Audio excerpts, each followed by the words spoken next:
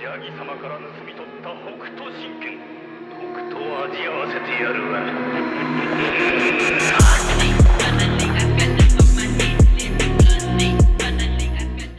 Hello everybody, welcome to a new video. I really hope you're doing alright today, and I gotta let you know one thing. Only about 16% of you that watch my videos are actually subscribed to the channel, and it goes a massive way in me being able to build it up. If you can just go ahead and click the sub button, it helps me tremendously. Also remember to check the bell if you want to see all my videos when they go live, you get a notification. And now we can get into the video. Hello everybody, how's it going? Welcome to a new video. My name is Midway, and today we're gonna be looking at this workshop plus 25. We are going to be picking up the haste from the Season 4 affix guy, and we're just be going AFK while the tank is doing the first pack. Now we're running an interesting setup here. We are playing with the Shadowbreakers, and we are playing with Tuft.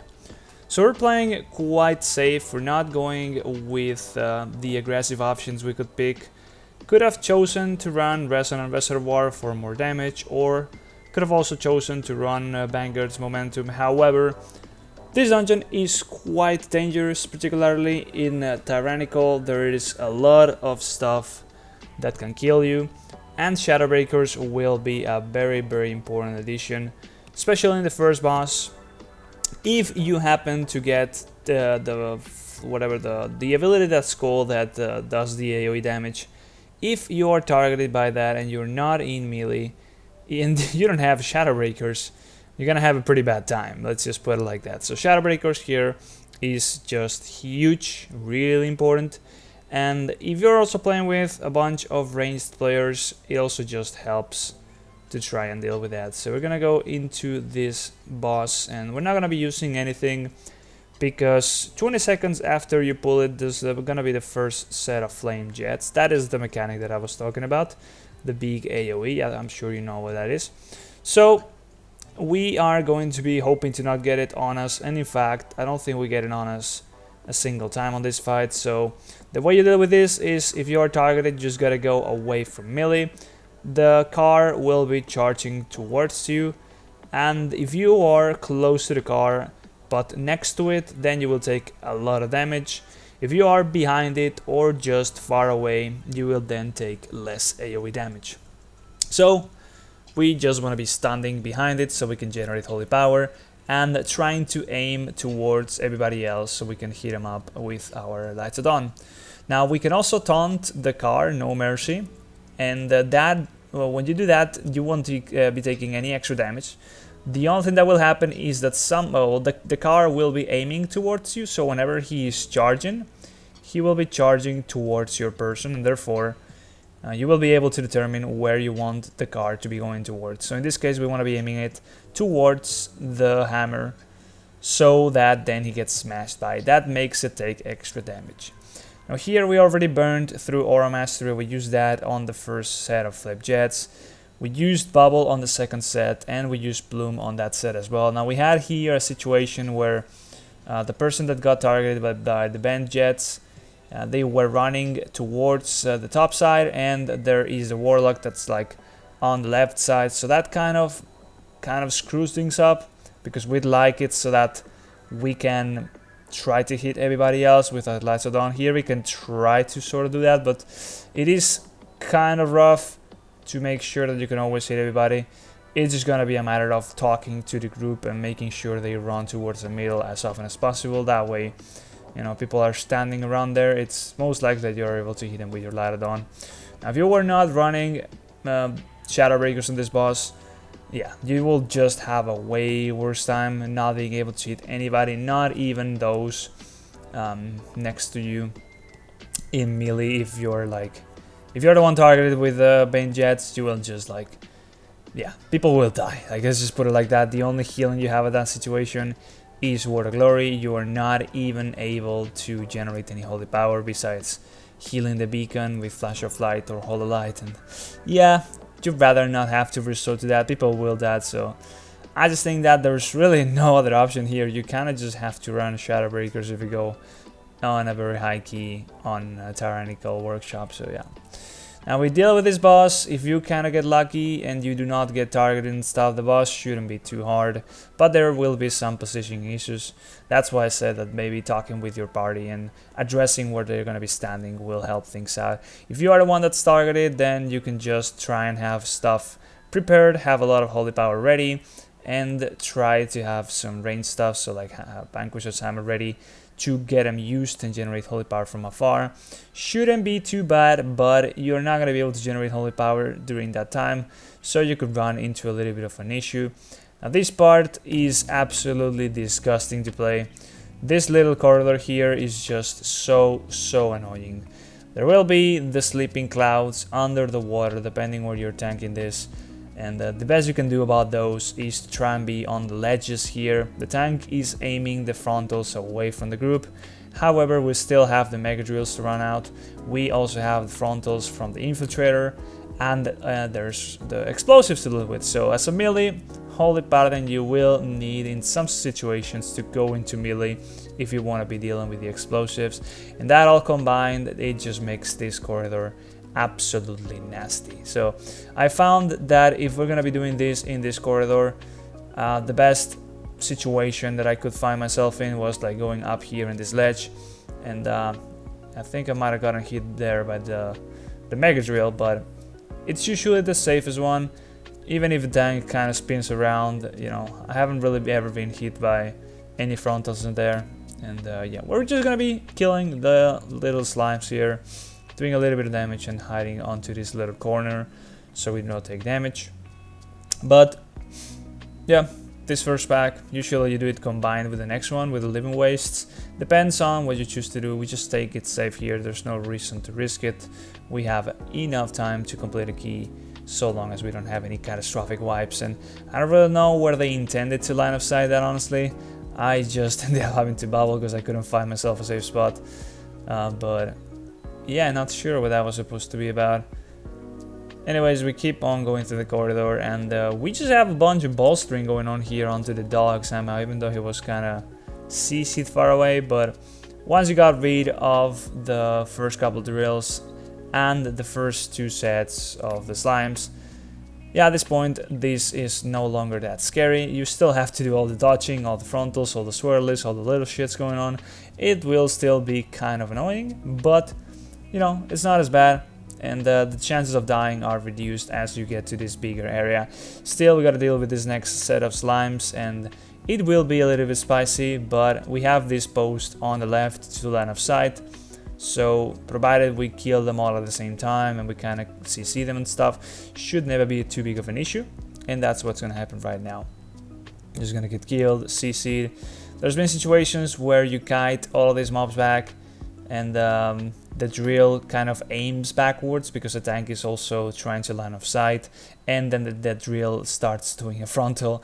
That can be a little bit scary, and that's why it's a good idea to just do the slimes on their own. However, for the sake of time, that might not be the best. But yeah, the drill just died as it was coming backwards towards the pillar to line of sight, and it ended up just dying, not doing anything. And we do still want to kill Soggy Mox. Since it's been nerfed, now it's just way easier. It doesn't take as long, even though it's still quite a long mob. Not that dangerous on its own, but still, it is a matter of how long it is versus the amount of stacks you get. And honestly, right now, it is worth it. You're getting a lot of stacks from it, and it just doesn't do that much. In this case, we kind of just want to kill it anyways for the sake of count. But in the most, for the sake of just, yeah, in all the dungeons that I've done so far, we have always killed it, no matter how high it's been. I've only really done 26s, so it's not been that big, but still, I don't really have encountered a situation where skipping the mini-boss is the play. And it used to be the case where we definitely thought killing this guy might not be ideal, because it just takes too long. It heals for too much, but given that we can use things like poisons and such to reduce the healing that these mobs do, the infiltrators and the mini-boss, it is quite not a bad idea to do it. In fact, it should always be done until like it just takes 3 minutes. I don't know, if you go to a plus like a plus 30, in any case, it might just take forever. I don't know. Now Cujo, is a pretty annoying boss, but if you got the weak aura that I got right there, you see it's safe. If you have the weak aura, in fact, I just noticed I actually have 2 weak auras. It's like part of the other dungeon weak aura pack that I have. I didn't even notice that. But yeah, you can see whenever you are safe. And whenever you see that little message, it means that you are still, you know, you're not going to be getting hit by the AoE from the dog. But you will still be able to hit it if you are properly positioned. So if you're close enough to melee, you will still be able to hit the dog. Otherwise, if you're not close enough, you'll still be able to throw stuff. So the idea is to just min-max the uptime onto the boss and be able to kill it as soon as possible. That way, you not only are just safer because you know if you're gonna get hit or not, but you're still also doing a little bit more damage, and it's definitely noticeable at the end of the key. Now there's some ways of reducing the damage happening in the fight, but this fight is not a dangerous one by any means, so long as you are able to properly play the boxes. Even whenever he's jumping around and stuff, he doesn't do that much damage, but still you can indeed feign death the jump so that it doesn't jump to a second person. It always jumps first on the person that's farthest away, so you can deterministically cancel all the jumps so like no damage happens. Look at the rogue, he's gonna jump outside, he's going to do something, I'm not really sure what he's doing honestly, but there you go, he is not doing any more jumps and he didn't even take damage, and that way the boss just goes back to melee and you maximize the uptime onto him. Here I'm not able to hit it on melee, maybe if I was able to hit it on melee if I was on the right side, but still I'm still able to throw stuff, throw judgment, throw holy shocks. That's already good enough, so the boss is just kind of flopping. And yeah, it is quite a simple fight. I'm just gonna let it roll, and I'll see you next after the boss is dead.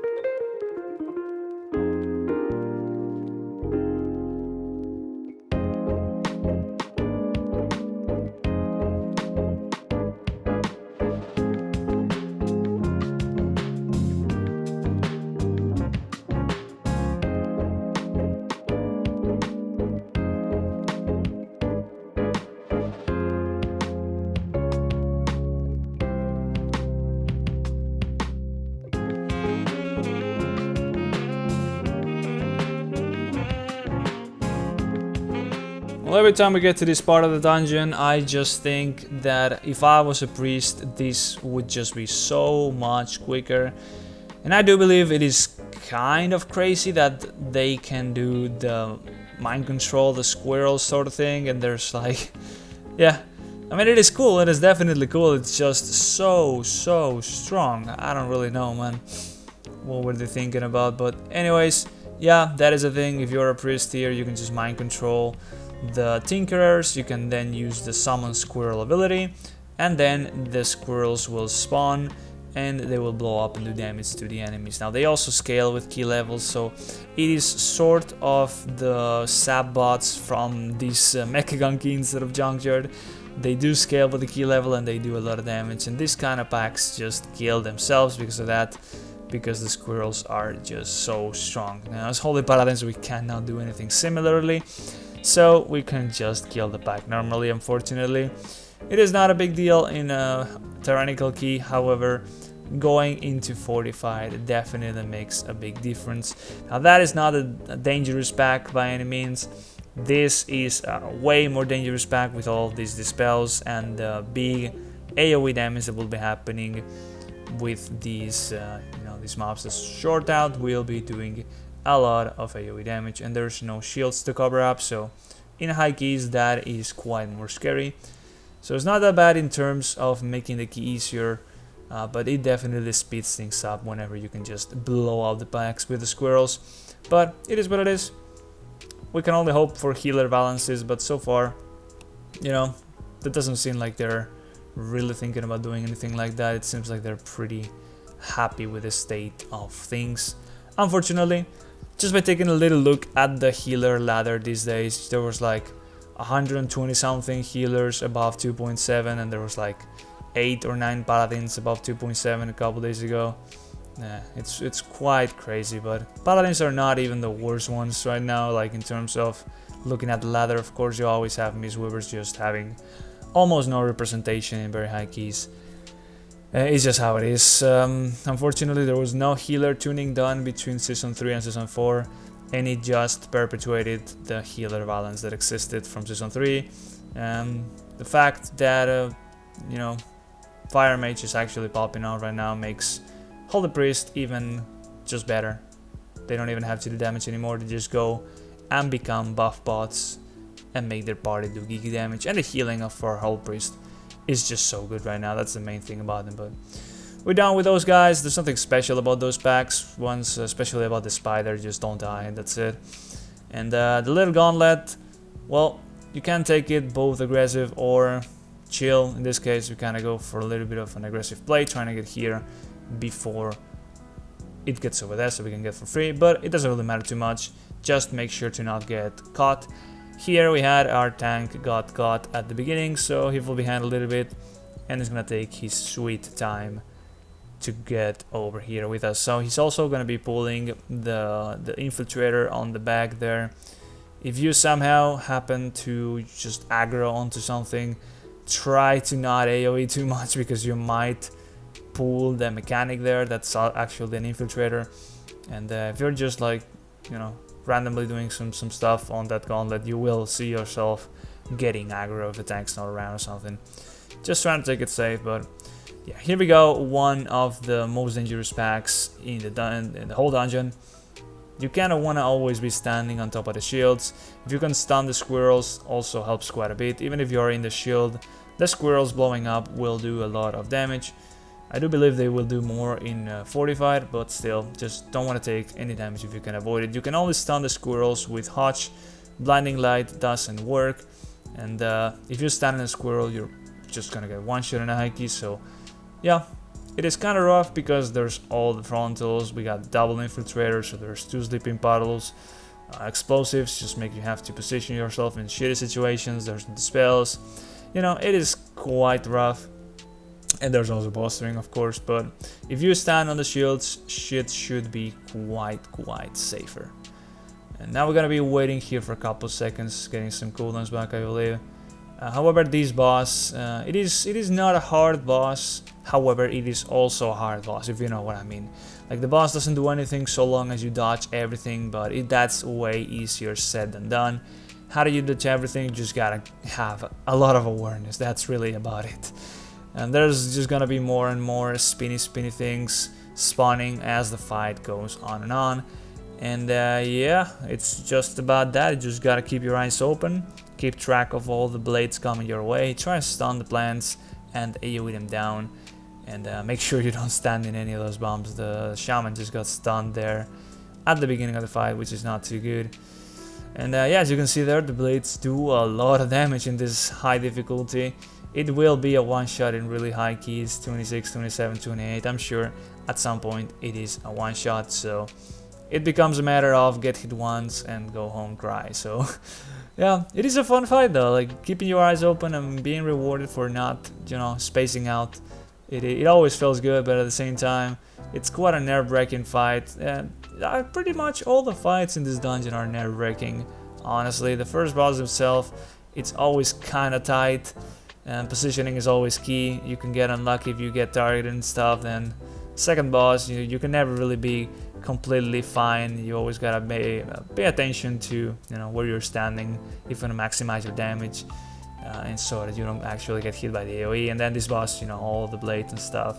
And even the final boss, there's gonna be all the balls trying to hit you and repositioning, and there will be the targeted beams that also do a lot of damage in Tyrannicals. All the bosses in this dungeon are actually quite rough. However, it is one of the easiest ones. The timer is really good. And yeah, I don't know, I like the dungeon. I think it's quite fun. Now the boss is already down to 36. We did lust it at the beginning, I believe. So we do have quite some damage here. And now, as we are gonna lower, of course, the fight just becomes harder and harder, and that's really when things start getting interesting. And there will be some spicy situations here coming up. You'll see. Whenever there's all these swirlies coming down. By the way, these swirlies are absolutely a one-shot, and even in way lower keys, they do a lot of damage. And there we go. We got some blades just coming up onto melee there, killing the warlock. They don't kill the pod though somehow. That's quite lucky. But as the boss falls lower, now we just got the swirlies all over the place. Got the blades bouncing up and down. We got another plant. And we're about to have some more blades and some more stuff. Yeah, it is a cool fight. It is a hectic fight. And yeah, I even get the fire here hitting me. I don't even realize, and I kind of walk forward a little bit. You have a little bit of a leeway there. I can bubble there. You have leeway with the fire, but if you step away from it and then into it, it just seems like yeah, I stretched that leeway a bit too much, and I ended up getting hit by the fire. I thought the fire was gonna be doing way more damage. However, yeah, that's definitely a mistake by me. And now we move on to the little spiders. They don't really do too much. However, we only have one range here, and they were absolutely molding whenever they were getting targeted by the silence, even though they don't really have the absolute prio with getting silenced. But you know, other people can also get targeted by that, but still, you know, they thought they could outrange it, and they were clearly not able to do so. Now, some people were at some point skipping one of these spider tanks, but the way they've changed the count here, I don't really know if that's even possible now. We do absolutely want to not have to kill the last pack of the dungeon. That pack is very nasty, and I don't think anybody does that anyway. So yeah, we just killed these two guys. We still have 10 minutes, almost 11 minutes actually, and we're almost we're gonna be taking this little trip, doing a little bit of a, I don't know what you call this, but we're all stacked up together, forming a line. So it's kind of cool.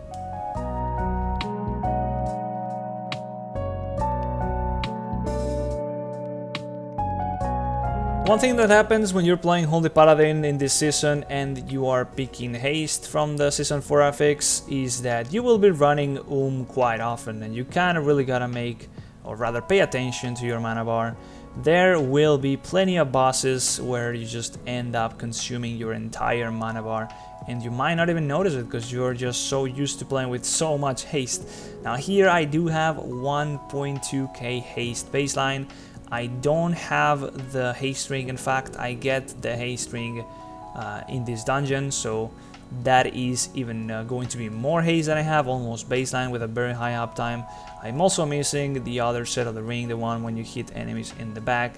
I'm using the one where you use 3 abilities in a row, so my uptime on the buff is still not the greatest, but yeah, whenever you are playing with this much haste, mana will be an issue, and you just gotta pay attention and keep an eye onto it. Now here, once again, this pack, it's all about standing in the shields. Keeping up with the dispels goes a long way in reducing the damage taken, but it is in fact about just very, very important to get into the shields. It just makes the fight so much easier. Now, I don't really know how you play this without a warlock. I guess you just invis spot it, but the good old gateway to the boss is just very, very handy. We're gonna go ahead and get full mana here before we engage the boss, and we'll be starting the last fight. Not an easy last fight by any means. I do quite like it though, but always feel exceptionally stupid whenever I run into one of the orbs. Many scenarios where you think, oh well, there's no orb there, but yeah, you just run face first into it. The damage from the Giga Zap is huge, and the dot is just as big, so you kind of gotta be pretty you know, safe with this kind of stuff. It is not that high of a key, so it's not gonna be that bad, but still, we're not holy priests. We don't have infinite spot healing that just does a lot of healing. We kinda gotta go through the motions of generating the holy power. So better safe than sorry, that's what I want to say. Now we have the plume, and that will come in really handy, but what I really want to stress is that the time in these dungeons is not a problem. It's just about not dying. and for that reason you should always prioritize playing it safe. I will be standing far away from melee for a couple seconds here and there whenever I need to, relying on spamming flash heal if I need to. Not the case for the most part, but it's not a bad thing if you have to do so. Using Fleshcraft to the maximum of its efficiency if you wanna, just use it whenever you're actually getting targeted by the beam to reduce the damage taken by the initial impact goes a long way as well. And really just prioritize making sure that you're gonna be safe and not dying. Playing the the relocation, the balls coming and doing the swirlies. Just don't get hit by the balls. It's gonna almost one-shot you. They do an insane amount of damage. And yeah, just play the fight and don't fail, because you really don't have a second chance here. I mean, there is battle resets, we have plenty of those, but still. It is quite a dangerous fight, and as you can see, the timer is omega fine. Now you can still DPS this guy. If you're not targeted by the beam, you can get quite close and melee him, no problem. But we don't really have to stress it too much, and we're gonna go on to the last part of the fight. Gonna start with a Fleshcraft just to make sure we have it up. Not min-maxing anymore at this point. I'm not really sure. I should probably just save the Fleshcraft, but we might get another one later. So whatever, we just used it initially. Now here the Warlock gets hit initially by one of the balls. And we're gonna be playing this on the top left corner. We can also play it on the middle or on the top right, but we just choose top left here. Now, you don't really want to be in the middle. It's not the best option because there will be a lot of beams going through there, especially if you got any range. The beams for the range will usually be going through the middle, so being up here allows us to kind of be able to turn around and use our lights on. Remember, we're playing with Shadowbreakers, so we can turn around whenever possible and try and hit everybody around us. We can also aim towards the other side of the melee platform, so we can also hit the rest of our melee partners, and it's gonna be a matter of moving back and forth, dodging those balls. You cannot just get in the motion of identifying what the ball that's moving towards you is gonna be, and as soon as you figure that one out, you will be completely safe. The thing that kills you here for the most part is losing track of where the balls are and getting hit by a rogue ball, like a ball that comes from really far away. You don't identify it and then you just, get surprised and die. But here we just are doing a little bit of a back and forth with our own ball. We switch balls sometimes, that one was coming from ranged, but yeah, we kind of just move back and forth and it's fine. Here the rogue gets hit by one ball, he gets knocked out into, or rather down the platform, and kind of gets him killed, but that's fine, we got battle resist. And the damage from the grapple is also quite low at this point. We did manage to get two pretty good grapples quite far away, as well as saving Debo for those. Now Debo might come in handy as well for the individual beams. That's mainly what's gonna kill people here, the beam and the dot right after. It might be a good idea to maybe move a beacon away from the tank in this fight if they're fine. That's just a mistake from the shaman, not moving away from the relocation. But yeah, moving beacon away from the tank if they are fine could be a good thing to do. If you're struggling to keep up with healing the dots, you could even switch beacon away onto like two targets that have the dot, but that's kind of min-maxy, but could help out if you have two targets that just have the dot on them and they are getting rinsed. But yeah, you could say it was pretty chill in melee, just dodging the balls back and forth, and now we just finish up King Mechagon and we get a ring. We don't actually drop the ring, somebody else gets it for us and then we win the roll, but that's pretty good. We got finally the haste ring for ourselves, so pretty good. You can see there the healing breakdown. I was actually using the other healing ring, was doing a lot of healing, but that's gonna be for the key, guys. I hope you enjoyed it and I'll see you on the next one. Bye bye.